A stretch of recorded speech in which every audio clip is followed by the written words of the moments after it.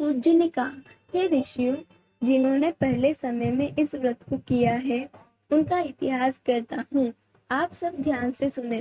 सुंदर काशीपुरी नगरी में एक अत्यंत निर्धन ब्राह्मण रहता था।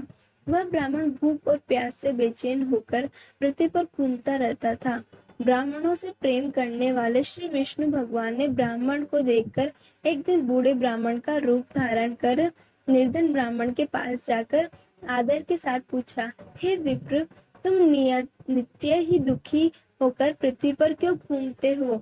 हे श्रेष्ठ ब्राह्मण, यह सब मुझसे कहो, मैं सुनना चाहता हूँ। दरिद्र ब्राह्मण ने कहा, मैं निर्धन ब्राह्मण हूँ, भिक्षा के लिए पृथ्वी पर फिरता हूँ। हे भगवान, यदि आप इससे छुटकारा पाने का कोई उपाय जानते हो तो कृपा कर मुझे बताइए। वृद्ध ब्राह्मण का रूप धारण किए श्री विष्णु भगवान ने कहा, हे ब्राह्मण, श्री सत्यनारायण भगवान मनवांछित फल देने वाले हैं, इसलिए तुम उनका पूजन करो। इससे मनुष्य सब दुखों से मुक्त हो जाता है। दरिद्र ब्राह्मण को व्रत का सारा विधान बताकर बूढ़े ब्राह्मण का रूप धारण करने वाले श्री सत्यनारायण भगवान अंतर्ध्यान हो गए। जिस व्रत को वृद्ध ब्राह्मण ने बताया है, मैं उसको अवश्य करूंगा। यह निश्चय कर वह दरिद्र ब्राह्मण घर चला गया, परंतु उसी रात्रि उस दरिद्र ब्राह्मण को नींद नहीं आई। अगले दिन वह जल्दी उठा और श्री सत्यनारायण भगवान का व्रत करने का निश्चय कर भिक्षा मांगने के लिए चल दिया। उस दिन उसको भिक्षा में बहुत धन मिला, जिससे उसने पूजा का सामान खरीदा और घर आकर अपने बंधु बांधवों के साथ भगवान श्री सत्यनारायण का व्रत किया। इसके करने से वह दरिद्र ब्राह्मण सब दुखों से छुटकारा, अनेक प्रकार की समस्या संपत्तियों से युक्त हो गया। तभी से वह विप्र हर मास व्रत करने लगा। इसी प्रकार सत्यनारायण भगवान के व्रत का जो शास्त्र विधि के अनुसार करेगा वह सब पापों से छुटकारा, मोक्ष को प्राप्त होगा। आगे जो मनुष्य पृथ्वी पर नारायण भगवान का व्रत करेगा वह सब दुखों से छुटकारा से छूटने सत्यनारायण भगवान का कहा हुआ व्रत मैंने तुमसे कहा। हे विप्रो, अब आप और क्या सुनना चाहते हो, मुझे बताइए।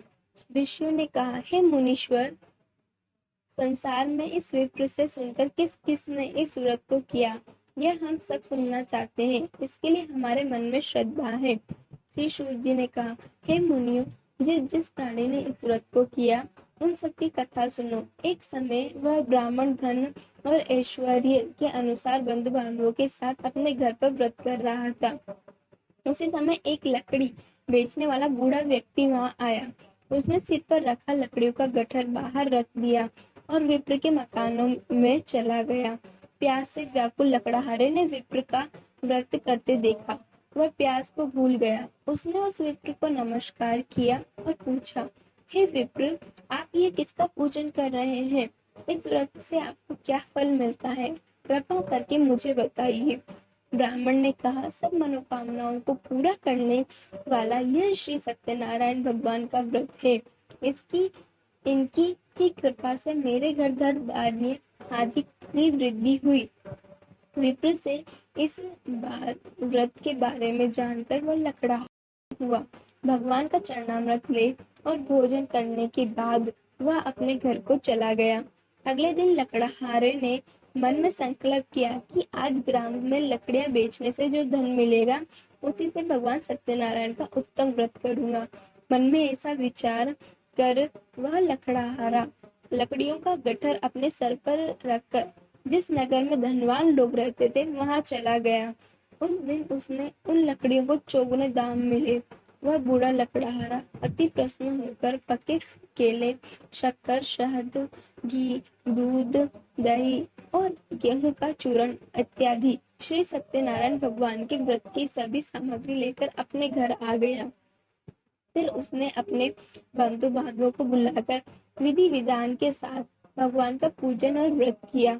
उस व्रत के प्रभाव से वह बूढ़ा लकड़हारा धन, पुत्र आदि से युक्त हुआ और संसार के समस्त सुख भोग कर बैकुंठ को चला गया। तृतीय